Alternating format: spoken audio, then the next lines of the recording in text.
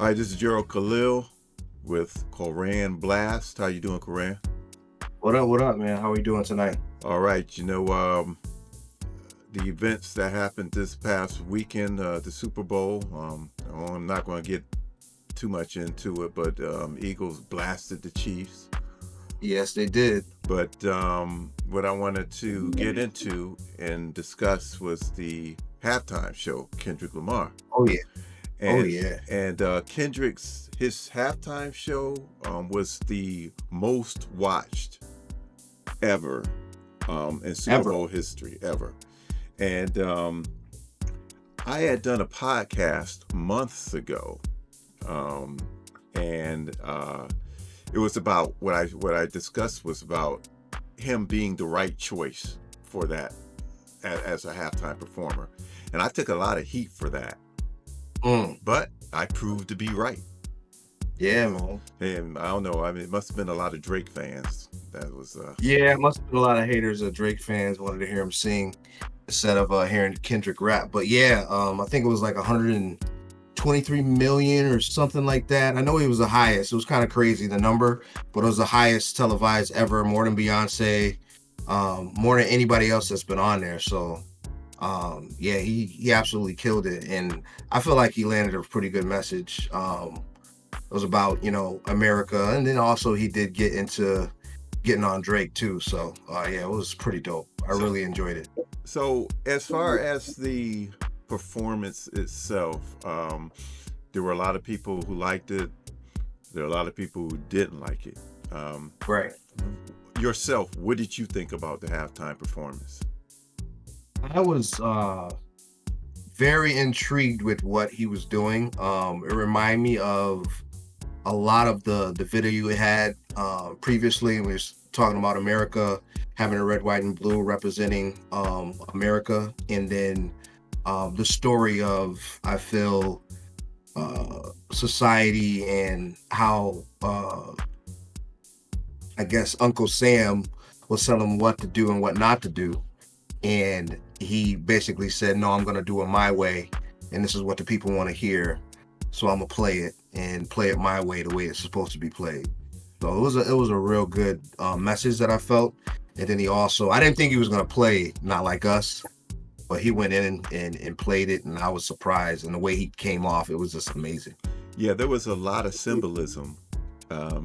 You had the Kendrick small A, which we all know Yes. that was A minor. Yes. We had, now you mentioned Samuel Jackson as Uncle Sam. Now Yes. there were several ways you could take that, right? You could take that as, okay, he represented the country, and where it was like, okay, we don't want too much going on, like, especially when SZA got up there and she started singing her thing, right? So Right. if you remember, she started singing, and then after it was done, Uncle Sam was like, yeah, okay, that's good. That's what we're talking about. Nothing too wild, right? Right. So, Exactly. so you could take it as that of us, him representing America and what America wants and what they are comfortable with. Correct. Or you can look at him as an Uncle Tom also. Mm. So there's kind of two ways you can look at that. I kind of like looked at it more as the former, Okay. because I didn't think the latter, he was too far off the cuff on that. But I thought that that symbolism was kind of crazy, with Samuel L. Jackson being Uncle Sam. Yeah. I think too, with just representing America, it made it stick out a little bit more towards Canada and things that are going on also. With him going against Drake, that just brought it a little bit more to the forefront. But when he did Be Humble, he basically divided the country. So what I seen was that division of the country, and the flag was like ripped down the middle, and he was representing the black man, saying that and you notice that every dancer was black. Every single one of them was black. there was no there was nobody else on that stage. So that was represented big time. And I think he was trying to land that message also, and that was on purpose too. Also, there was a part, I don't know if you caught it or not, where all of the performers, while they were in the flag position, where they put their backs towards the camera. And the thinking was that what I thought and I did some research with other folks were thinking was that this was America being built on the backs of black people. Oh wow. Yeah. So if you watch it again and you watched it, all of them turned their backs. So I thought that was something else too, as far as the symbolism. And I didn't catch it at first, but I had to look at it again. Yeah, I watched it multiple times, man. I really enjoyed the whole performance, and I'm a big time Kendrick fan, so every song he plays is something that I actually want to hear or have heard before. So it was an amazing performance, and I think he landed a pretty good message. And then at the end, the way that he did turn the TV off, that was sick, man. That was awesome. Yeah. Well, if you look at it, how that also represented, it was a game, right? Yeah. Yep. Right. So you have the PlayStation controller and everything. So, and then when he said game over, that was pretty much to Drake saying game over, Yeah. And on top of that too, I think the reason why he used PlayStation is because that's where Drake is signed to. He signed to Sony Records. Yeah. And that's where everything basically based off of. And he's saying game over because it's literally, there's nothing that he can do right now. He needs to just stick with singing, it feels like right now. Now, let me ask you this. Serena Williams.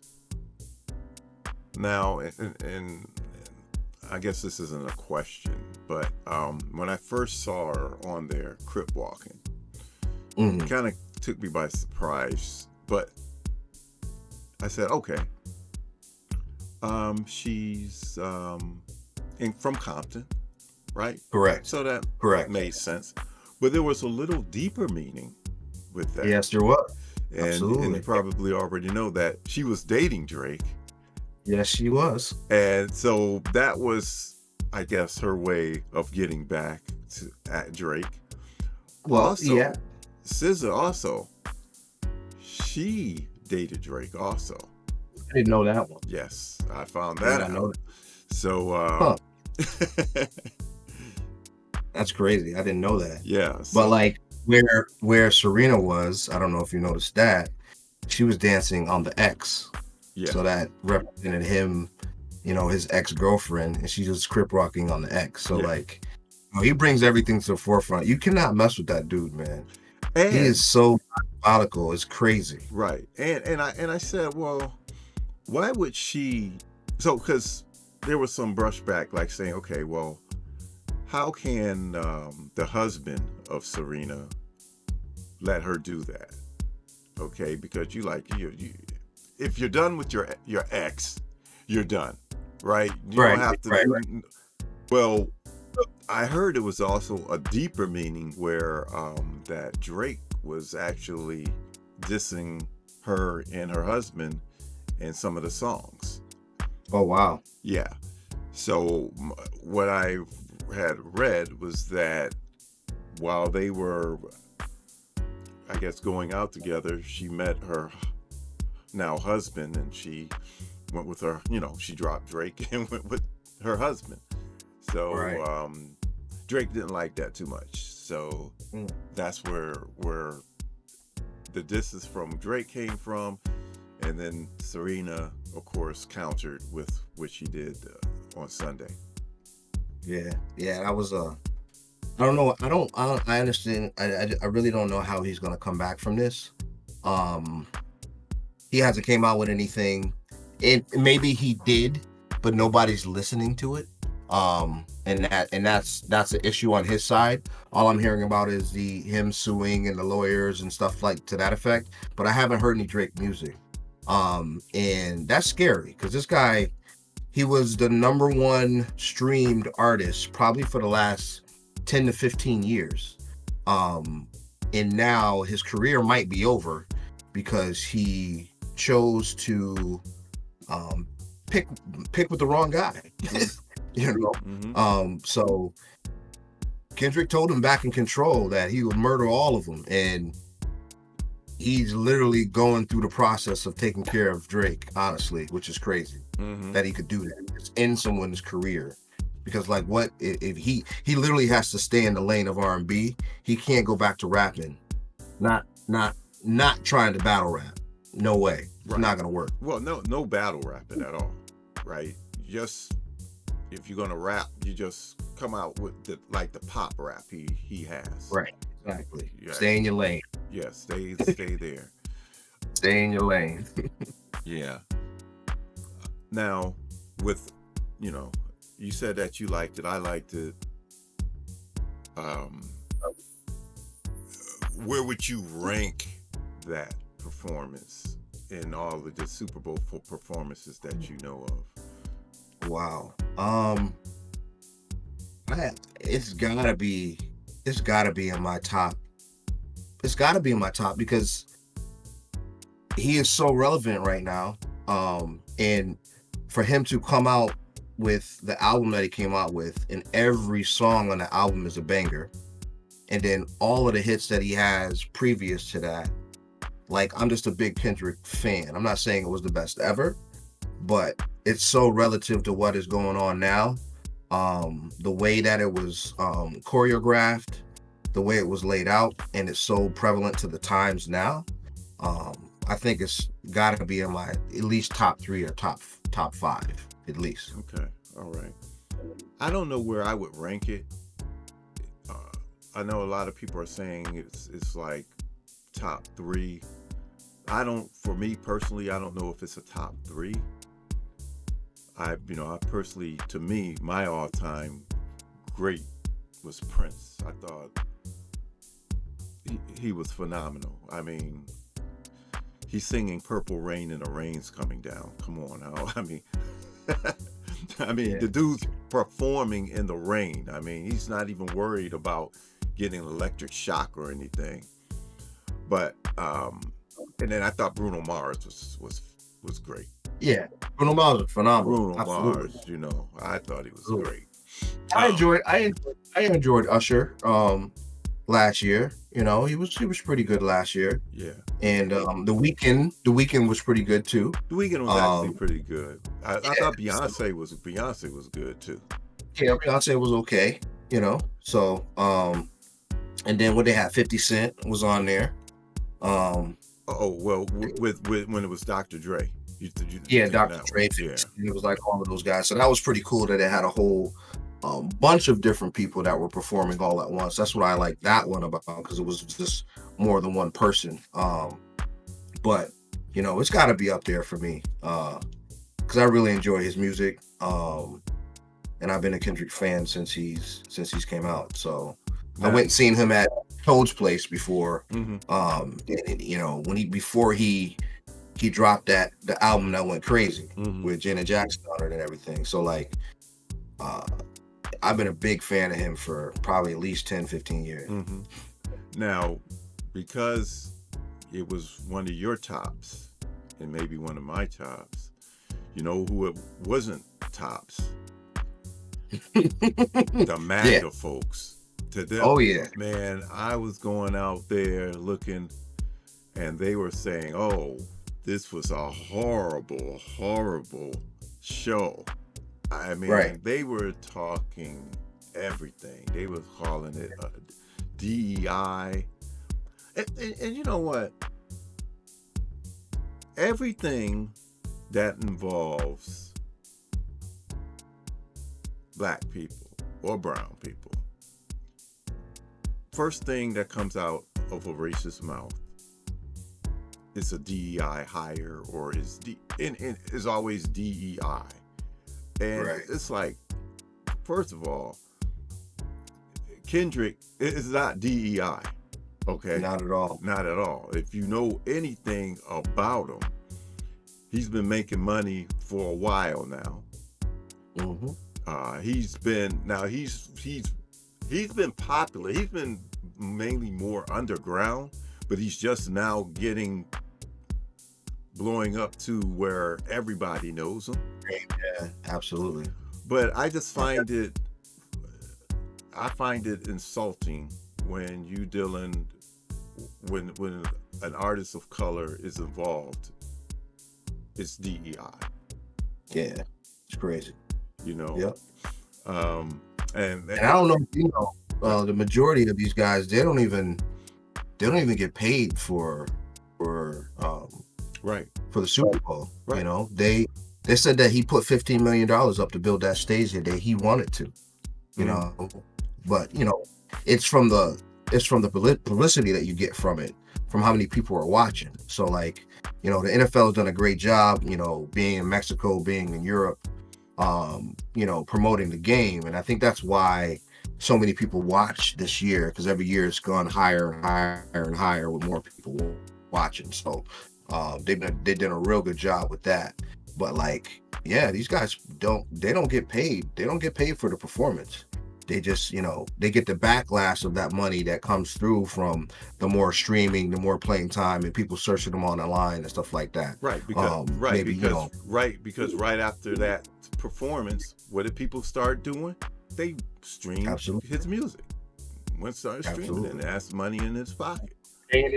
Today in the gym, it said halftime show playlist on my Spotify when I pulled it up when we were in the gym. So I was like, oh wow. So it was like all of the songs that were that he played at the Super Bowl was on that playlist, which was dope. It's pretty cool. Yeah. So man, no, shout out to him,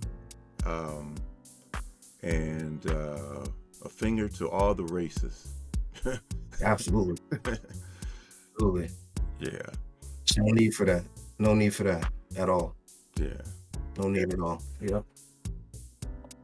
So, all right, Koran, man. Good talk, man. I just wanted to get your take on it. Yeah, man, it was awesome. It was awesome seeing the Chiefs lose too. That's what I called in one of our other podcasts. I did say it.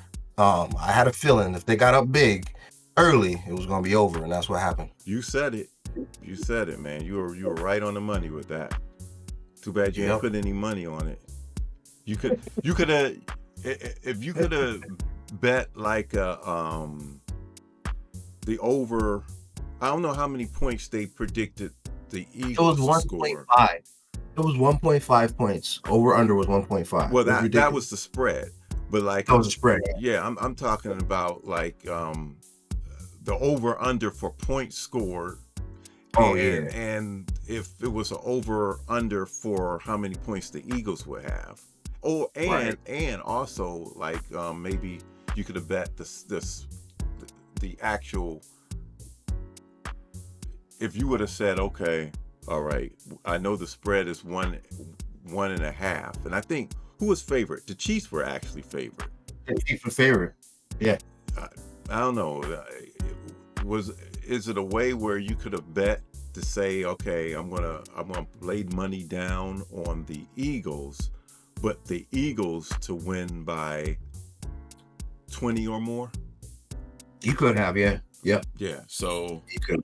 Yeah, you could have. See, if you would have bet something like that, because that would have, and I mean, they actually ended up winning only by 18, but that's because of the garbage time points that they scored. Exactly. Yeah, it was. You think about it. If you would have laid 50 down on saying, okay, Philly by 20, man, you would have won a lot of money, because I don't think anybody would have imagined that. The bookies wouldn't imagine that. They're like, oh, we're going to take this guy's money. Absolutely. And even there was a couple of them. It was like, you could have the Chiefs scoring 0 points in the first half. It just got blurry. But the Chiefs scoring 0 points in the first half, and it was like, 600 over or something like that. It was crazy. I was like, it can't happen. Right. It was crazy. It was crazy, man. I was like, that's not gonna happen. I did not expect what happened to happen the way it did. Yeah. For them to be shut out in the first half, I was like, wow. You could have bet that. You could have bet that also, right? Right. Yep. Exactly. Man. You could have. Yep. So how Could much? have did $10, won like thousands. Yeah. So how much money? How much money did you leave on the table without bet because you didn't bet? I did bet on some parlays that I didn't make because the Chiefs didn't show up to play. But if I'd have won my parlays, it probably would have been like $2 or $3 grand. Mm-hmm. But the Chiefs didn't show up. They didn't show up, man. Yeah. You know, didn't show up at all. Yeah. But it is what it is. Yeah. You know, it is what it is. So, all right, Koran, man, I appreciate it. Appreciate the talk. And yeah, man, I appreciate it. This is fun. We'll see you next time, bro. Yes, sir. And also, everyone out there, make sure you leave a comment and don't forget to share, like, and subscribe.